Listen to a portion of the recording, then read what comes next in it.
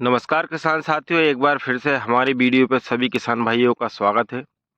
किसान भाइयों, आज हम बात करने वाले हैं जब गेहूं में अंश या दाना बनने लगता है उस समय हवा चलने से या फिर लास्ट सिंचाई के समय जो हमारी गेहूं की फसल गिर जाती है, लॉजिंग हो जाती है, लॉजिंग समस्या आती है। इससे हम कैसे निपट सकते हैं, इससे हमें कैसे निपटा जाना चाहिए।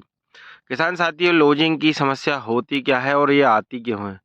जब किसान साथियों हमारी गेहूं की फसल में दाने बनने की प्रक्रिया होती है उस समय सिंचाई की भी ज़रूरत पड़ती है, क्योंकि जब भी कोई फसल पकने की अवस्था पर होती है तो उसे नमी की आवश्यकता होती है। इस समय किसान साथियों जब हम सिंचाई करते हैं तो हमारी गेहूं की फसल जो है गिर जाती है। उसके बहुत सारे कारण होते हैं।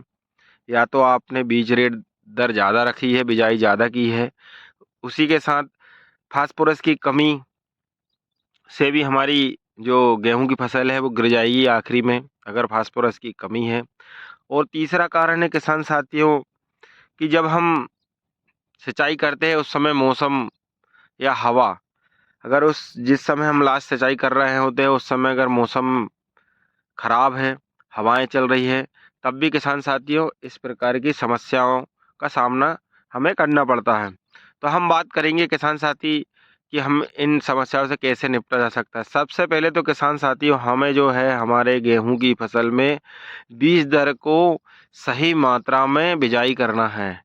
जो एक्यूरेट उसकी मात्रा है उससे आपका उत्पादन भी बढ़ेगा और आपकी जो फसल गिरने की समस्या है वो भी नहीं होगी। दूसरा कारण है सही और परफेक्ट मात्रा में फास्फोरस देना। फास्फोरस की कमी से दूसरा कारण किसान साथियों फास्फोरस की कमी के कारण भी जो है हमारी गेहूं की फसल में गिरने की समस्या आती है। अगर आपकी गेहूं की फसल में फास्फोरस की कमी है उससे जो हमारा जो तना है किसान साथियों ये पतला रह जाता है और फिर लास्ट में हमारी जो गेहूं की फसल है जब उसमें दाना भराने लगता है उस समय है गिरने की समस्या आती है।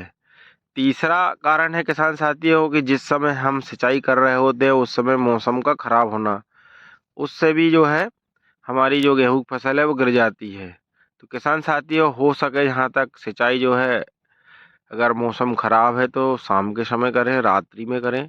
और अगर बीज दर का है तो आप क्या है कि जब बीज दर ज़्यादा रहता है तो तना जो है ये पाइप जो है गेहूं का ये पतला रह जाता है जिससे जो है फसल गिर जाती है।